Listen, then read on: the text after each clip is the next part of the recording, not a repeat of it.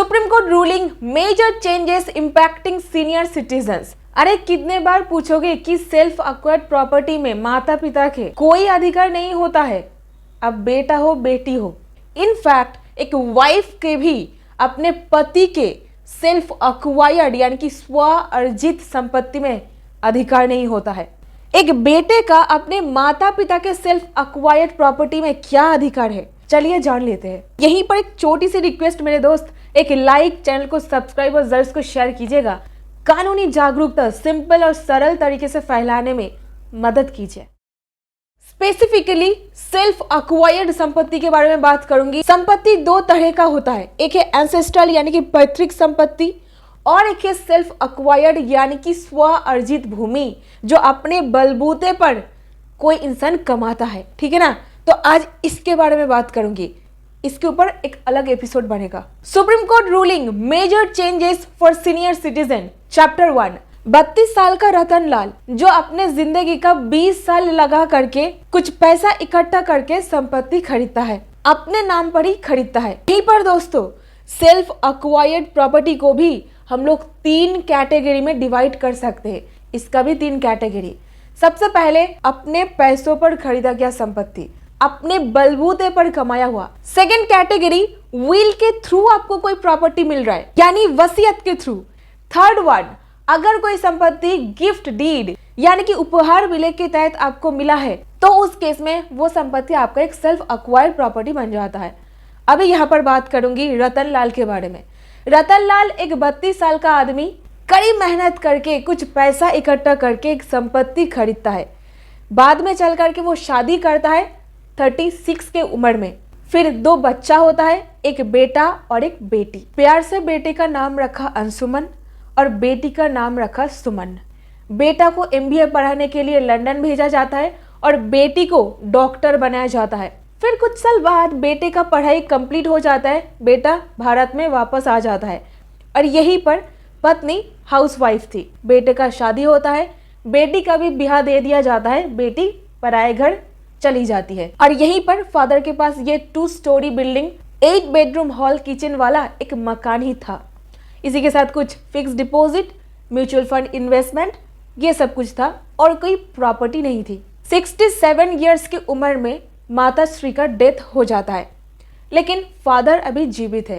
Father का उम्र हो रहा था 81 ईयर। इसी बीच में पोता भी आ जाता है और यहीं पर बेटा सोचने लगता है कि फादर का तो उम्र हो रहा है 81 ईयर, तो प्रॉपर्टी के बारे में कुछ सोचा जाए। पिताजी के गुजरने के बाद प्रॉपर्टी किसको मिलेगा?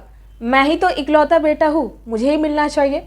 यही चीज को वो बार बार सोच रहा है, अपने दिमाग में उठते बैठते सोच रहा है कि संपत्ति के बारे में क्या किया जाए, किस तरीके से हिस्सा मिलेगा, अपने नाम कैसे कराऊं। बेटा और पुत्र वधू मिलकर के आपस में बहुत जोरों शोरों से मशवरा कर रहा है और यहीं पर एक दिन आता है जिस दिन रतन लाल को ये लोग धोखे से ओल्ड एज होम में, वृद्धाश्रम में रख करके चले आते हैं और इस तरफ बेटा घर संपत्ति को अपने नाम कराने के लिए एकदम जोरों शोरों से तैयारी करने लग रहा था। जाता है एक एडवोकेट से सलाह लेने के लिए जो उनको कहता है कि ये संपत्ति आपके फादर का एक सेल्फ एक्वायर्ड संपत्ति है, तो आपका कोई भी अधिकार नहीं है पिता के ये पर्टिकुलर संपत्ति में, पिता के जीवित रहते हुए।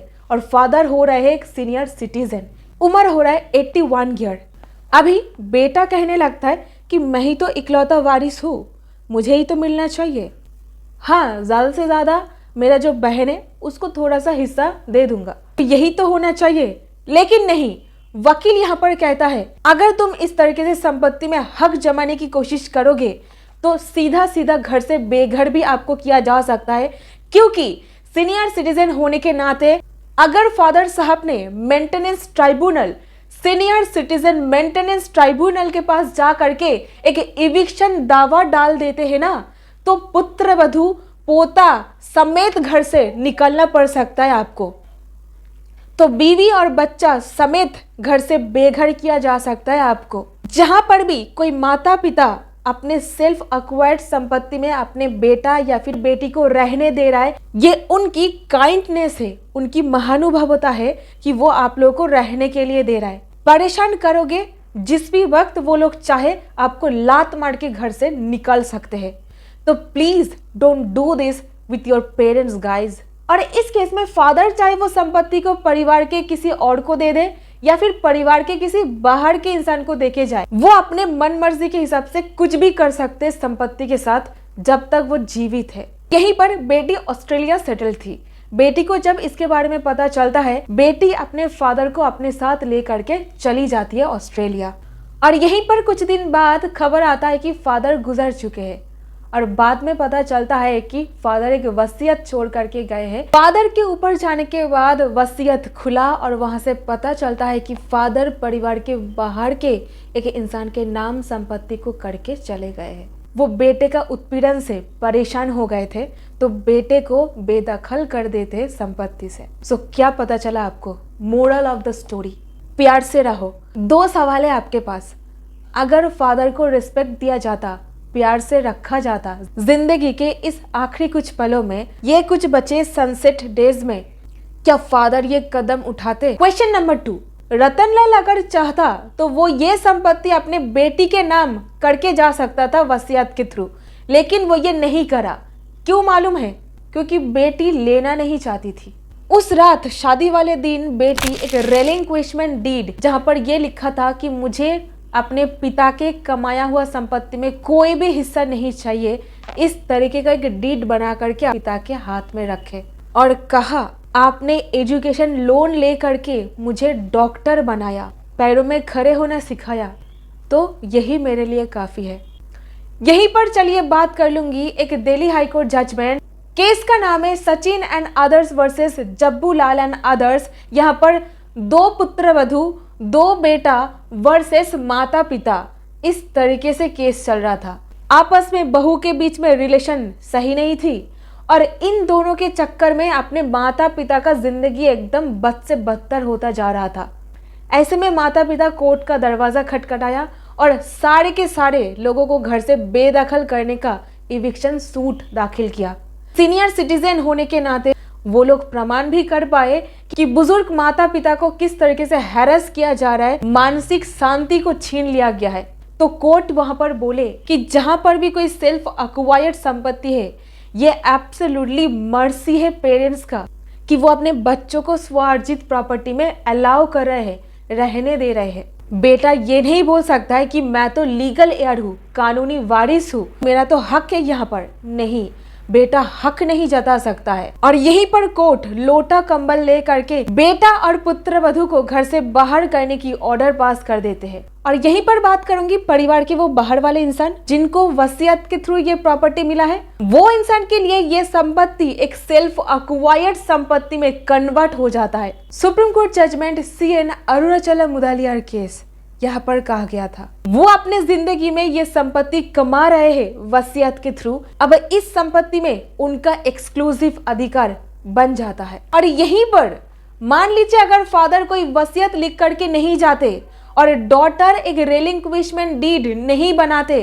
तब सिचुएशन क्या होता? उस केस में प्रॉपर्टी बेटा और बेटी में इक्वल पोर्शन में बट जाता। और यहीं पर मान लीजिए अगर रतनलाल विल के बदले कोई गिफ्ट डीड बनाता तो क्या होता? उनका एब्सोल्यूट अधिकार वहां पर हो जाता। अभी गिफ्ट डीड के तहत संपत्ति हस्तांतर होने के बाद अगर उनके ऊपर अत्याचार होता, क्या वो संपत्ति वापस ले पाते? इसका जवाब हाँ भी है और नहीं भी है। हाँ क्यों?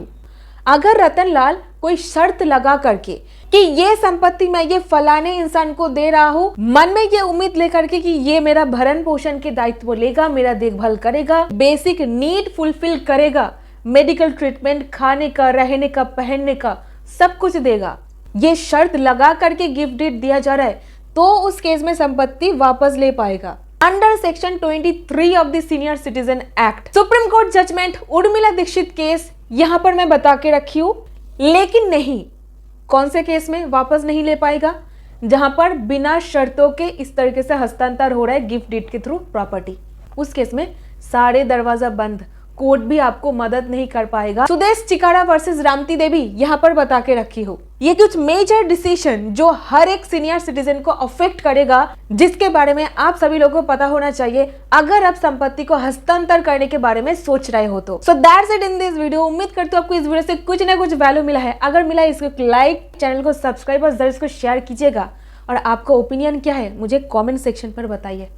मिलती हूँ नेक्स्ट एपिसोड में। वहां पर सेम घटना अगर पैतृक संपत्ति के ऊपर हुई होती तो क्या होता।